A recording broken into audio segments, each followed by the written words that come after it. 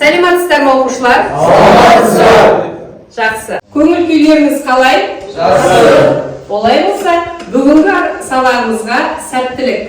Оқушылар, бүгінгі сабағымызды бастамас бұрын психологиялық ахуал орнату мақсатында заң сөзімен тізбек құрып жіберейік. Олай болса, қазір бізде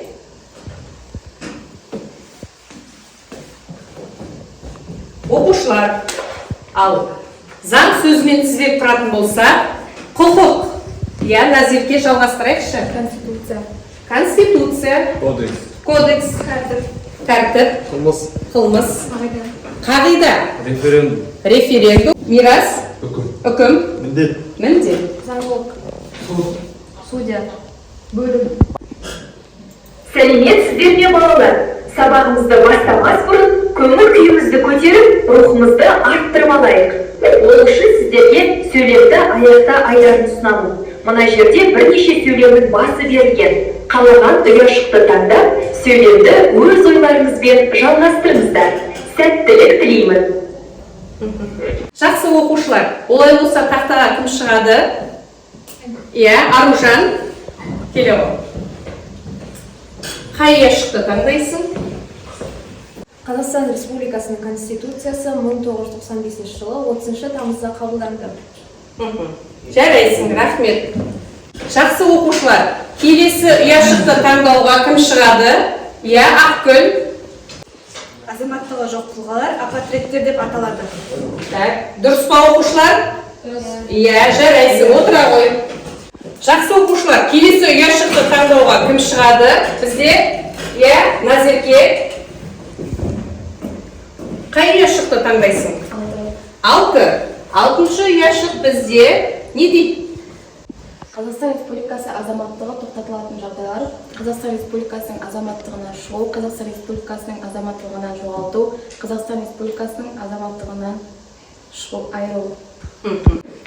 Қазақстан Республикасының халықтық көші-қон туралы заңы 2011 жылы 22 шілдеде қабылданды. Жақсы, дұрыс па оқушылар? Жарайсың, отыра ғой, рахмет. Ал енді келесі ұяшық таңдауға кім шығады? Арсен, келе ғой, жақсы. Арсен, қай ұяшықты таңдаймыз? 3. 3-ші ұяшық. Туылу жеріне орай азаматтық алу. Туылу жеріне орай азаматтық алу қалай аталады? Туылу жеріне орай азаматтық алу ол филиация деп аталады. Жақсы, рахмет, жарайсың.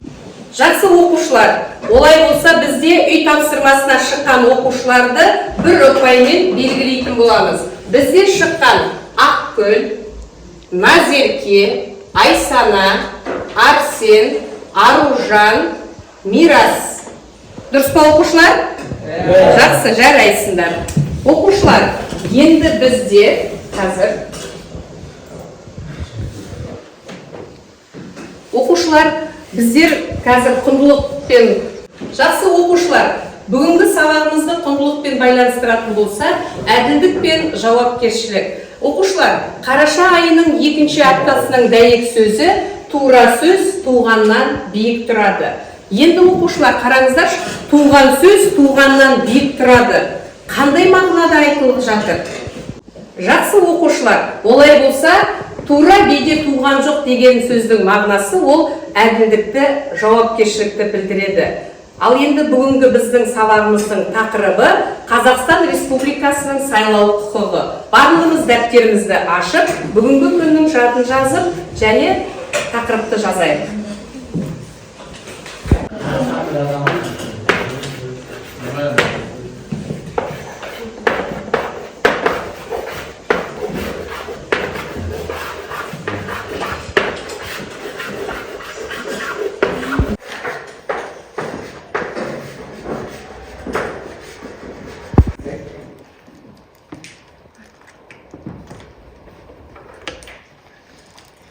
Жақсы оқушылар, бүгінгі сабағымыздың оқу мақсаты Қазақстан Республикасы сайлаушыларының және сайлау процесіндегі басқа да субъектілердің құқықтары мен міндеттерін анықтау.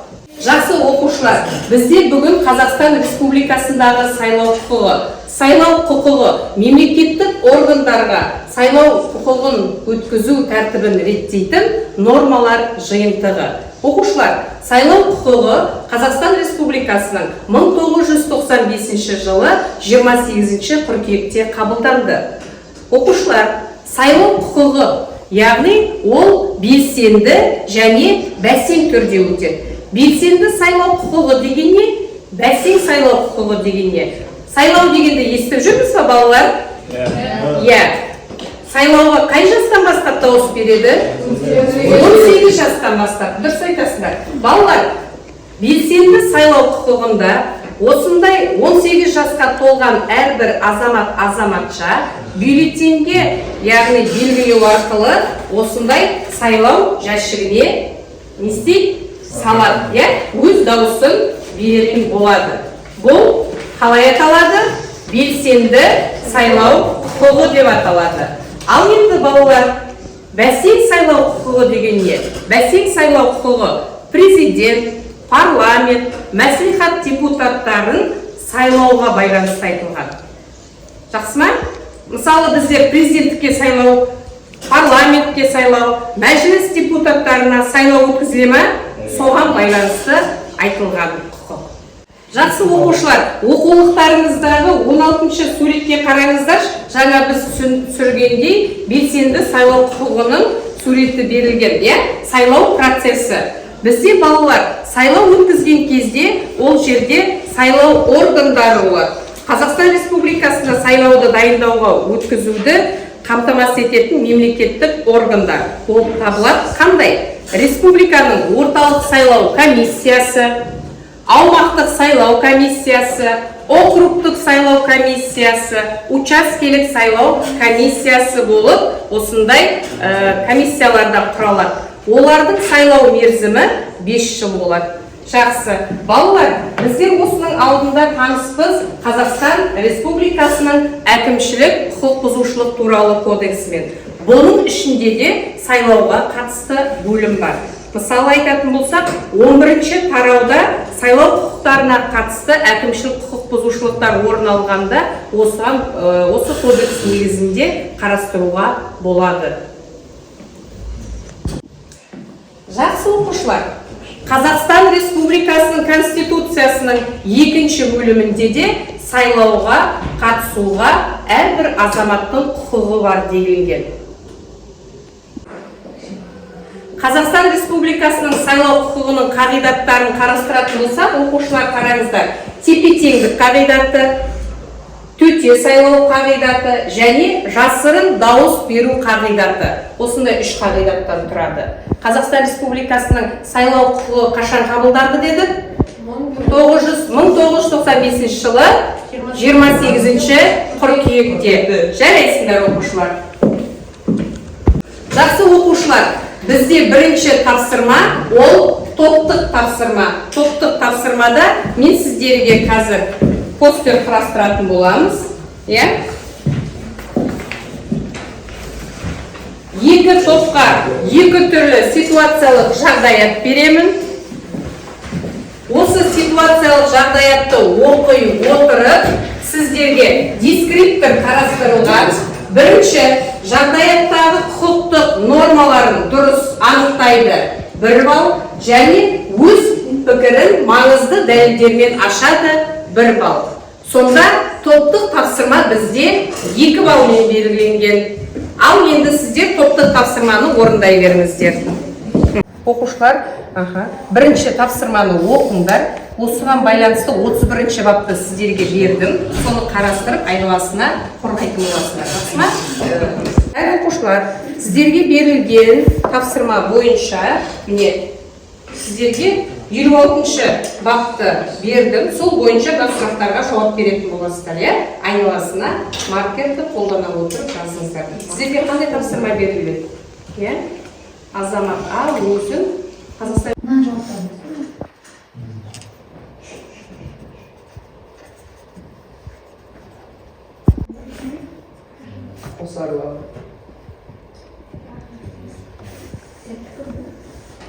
Оқушылар, бізде екінші жұптық жұмыс. Жұптық жұмыста мен сіздерге кесте берем.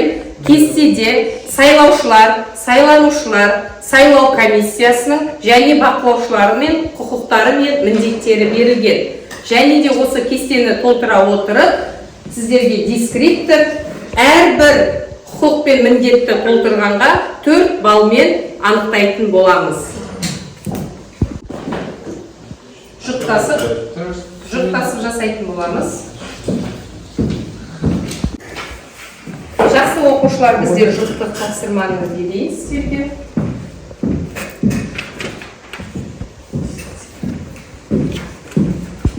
Жақсы оқушылар, топтық тапсырманы болса, бірінші бізге әділет тобынан кім қорғайды? Назерке, Нұрайна. Келіңдер ортаға. Тақтаға іліп қойайық. Бірінші, президентке кандидаттың кемінде 100 сенімді өкілі болу керек. Екінші, кандидаттың тапсырмасы бойынша оның мүддесін қорғайтын, сайлаудың үгіт жүргізетін. Үшінші, Қазақстан Республикасының азаматтары болуы тиіс. Сотталмаған, құқық қабілеттігі шектелмеген болу керек. Бір адам тек бір кандидаттың өкілі бола алады.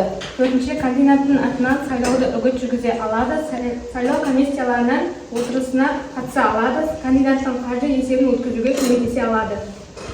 Мәртебеге ие бола алады. Сайлау комиссиясы олардың тіркелгеннен кейін мәртебеден айырылады, сайлау аяқталған соң. Жақсы оқушылар, бұл енді топтық тапсырмада барлығын дұрыс жауап берген. Солай ма?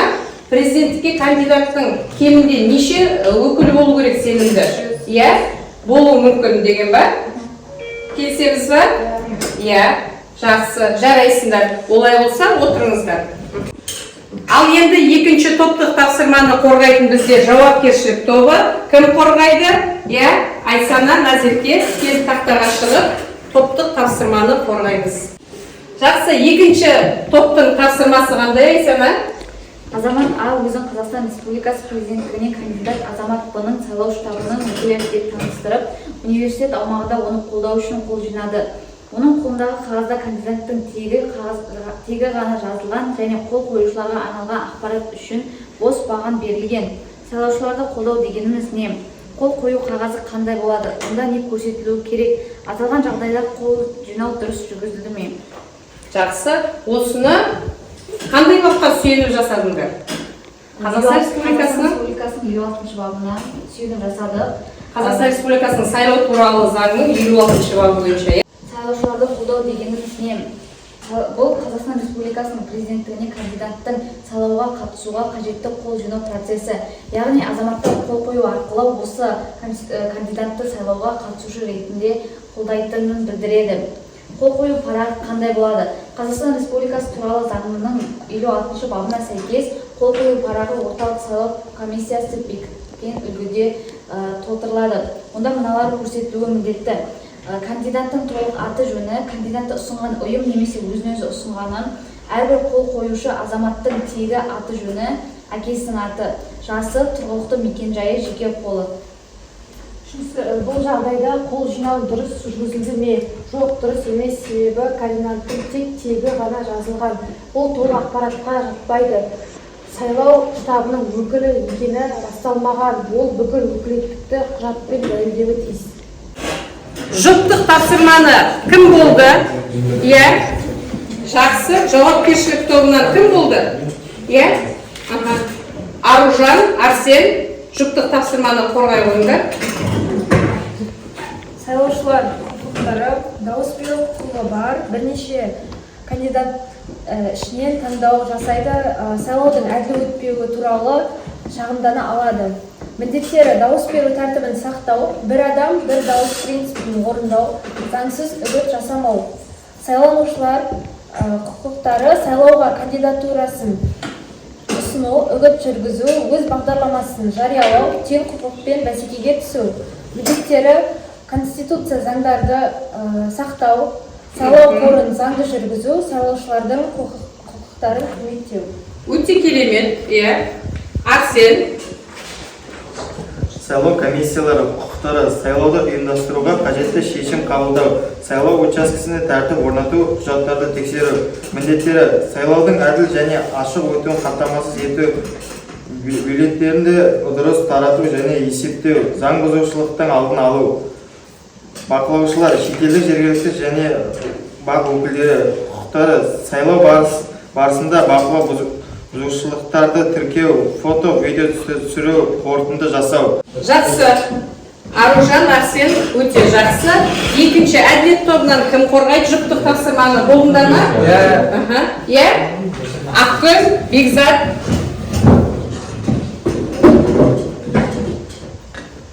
Сайлаушылар құқықтары, дауыс беру құқығы бар кандидаттар мен партиялар туралы ақпарат алу, дауыс беру құпиялығын сақтауды талап ету.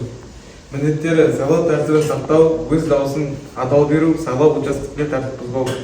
Сайлаушылар құқықтары: кандидат ретінде тіркелу құқығы, сайлау алдындағы үгіт жүргізу, өз бағдарламасын ұсыну.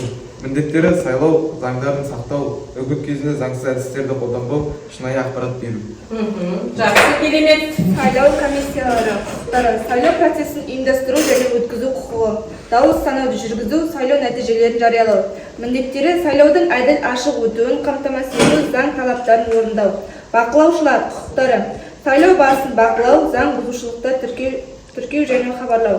Міндеттері: сайлау процесіне араласпау, ережелер мен заңды бұзбау, құпия ақпаратты жария етпеу. Жақсы, жарайсыңдар, отыра ғой. Жақсы, оқушылар. Жұптық тапсырманы барлығымыз орындадық қой, иә?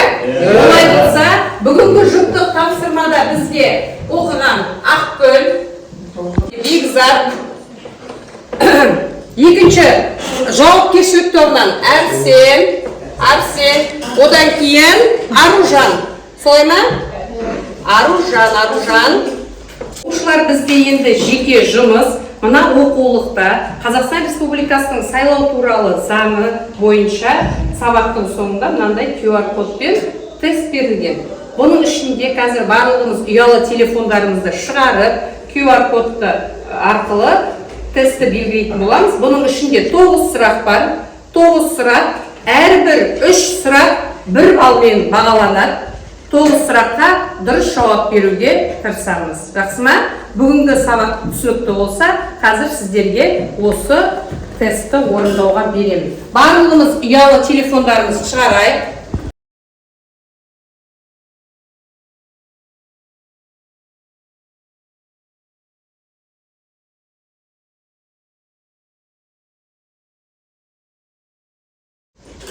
Жеке тапсырманы болдық па?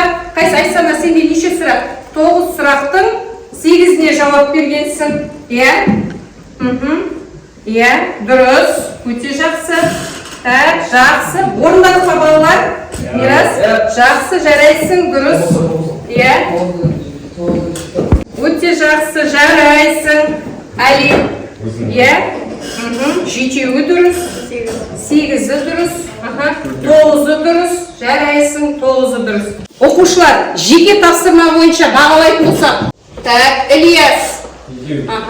Назерке. Так, Айсана. Жақсы, Назеркеде дұрыс. Арсенде. Так, Аружанда. Және Нұрасыл, Әсемай. Бегаділде. Әлиде. Так, Бекзатта да 9 дұрыс болып, Мираста дұрыс. Так, жақсы. Жақсы оқушылар. Жақсы оқушылар, жаңа сабағымызды бекіту мақсатында WordWall платформасы негізінде ақиқат немесе жалған деген тапсырманы орындайтын боламыз. Ең бірінші бізге тақтаға шығамыз оқушылар. Иә, инабат келе ғой. Оқимыз және ақиқат па жалған ба, соны белгілейтін боламыз. Кел. Оған кейін сайлауға дауыс беру құқығы бар. Ақиқат. Так, қазір. Жарайсың. Дұрыс. Иә, тездетеміз оқушылар. Кандидат сайлау құқығының негізгі субъектісі. Ақиқат. Дұрыс. Иә, Ернұрәлі келе ғой. Қазақстан Республикасы сайлау туралы заңы 1995 жылы 28 қыркүйекте қабылданды. Ақиқат. Ақиқат. Жарайсың, Ернұрәлі. Қазақстан азаматы сайлана алады. Жалған. Жалған. Дұрыс. жарайсың. Кел Аружан. 5 жасқа толған адам мәжіліс депутаты бола алады. Ақиқат. Жарайсың. Иә. Бақылаушылар сайлау құқығының объектісі. Ақиқат. Еспе? Дұрыс емес. Жалған. Жақсы. Оқушылар, бүгінгі сабақтағы ұпайларыңызды қорытындылай келе айтып кететін болса, Нұрайна 7 ұпай, Ақгүл 9 ұпай, Әбдікәрім 5, Ілияс 5, Назерке Жанболатқызы 8 ұпай, Айсана 8 ұпай, Назерке Жолдасқали 7 ұпай, Арсен 10 ұпай, Аружан 10 ұпай, Бегәділ 7 ұпай, Әли 7 ұпай, Бекзат 7 ұпай, Мирас 7 ұпай. Міне бүгінгі сіздердің сабақтағы бағалауларыңыз осылай болды.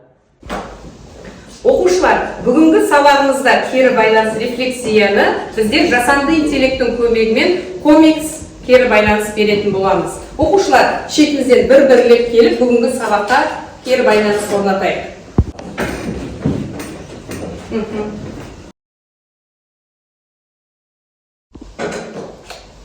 Жақсы оқушылар, бүгін біздің сабағымыз осымен аяқталды. Сіздерге үйге тапсырма Қазақстан Республикасының сайлау құқығы параграф 11-ші параграф бойынша біздерде ең соңында мынандай 76-шы бетте бірінші тапсырма беріліп тұр. Сол тапсырманы дәптерге орындап үйге тапсырма ретінде алатын боласыздар. Жақсы, сабаққа қатысқандарыңыз үшін рахмет. Сау болыңыздар.